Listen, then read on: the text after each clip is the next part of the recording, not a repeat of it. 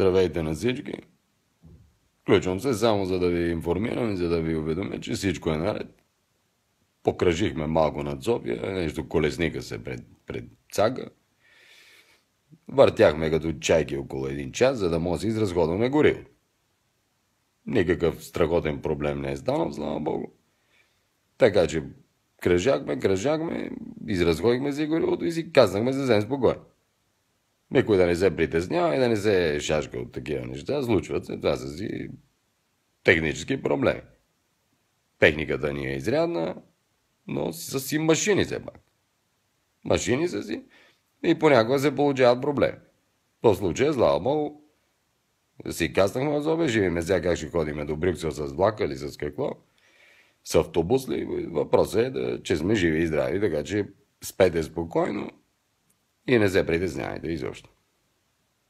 Благодаря.